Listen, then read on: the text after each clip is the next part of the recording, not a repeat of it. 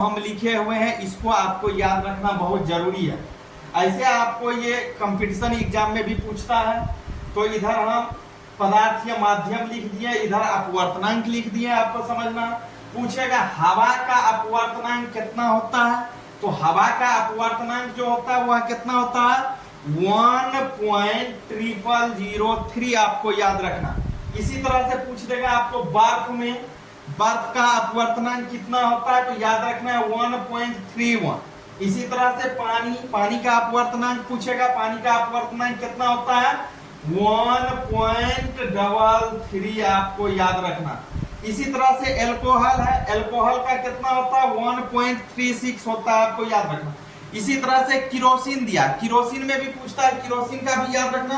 Kerosene का कितना होता है 1.47। तो पुनः आप देखिए हवा का अपवर्तनांक कितना 1.0003 होता है। इसी तरह से बर्फ का कितना 1.31 होगा, पानी का कितना होगा 1.33 होगा, एल्कोहल का कितना होता है लिखा हुआ यहाँ 1.36। इसी तरह से किरोसिन का कितना होता है 1.47 होता है। आपको ये याद रखना।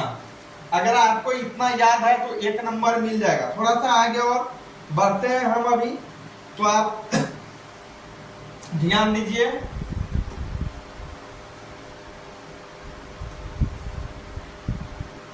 चलिए अब देख रहे हैं बेंजीन का अपवर्तनांक कितना होता है, पूछता है। याद रखना आपको बेंजीन का अपवर्तनांक, बेंजीन का अपवर्तनांक कितना होता है, बेंजीन का 1.50।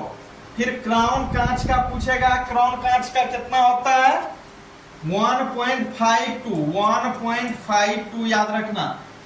फिल्म कांच का कितना होता है 1.62 होता है। इसी तरह से कार्बन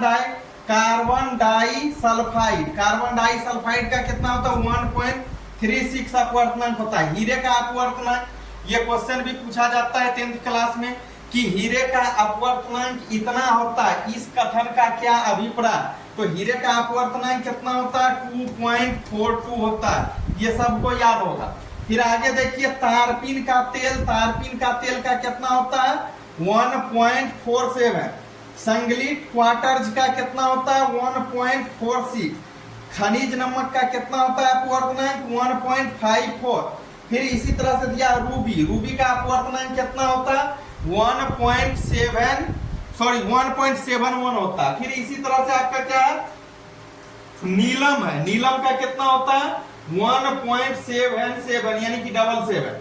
फिर कार्बन टेट्राक्लोराइड का कितना होता है 1.46।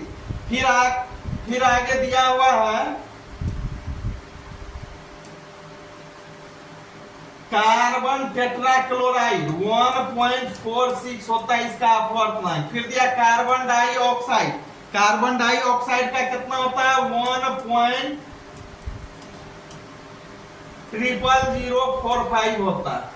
फिर आगे दिया हुआ ऑक्सीजन, ऑक्सीजन का कितना होता है 1.00271 होता है अपवर्तनांक।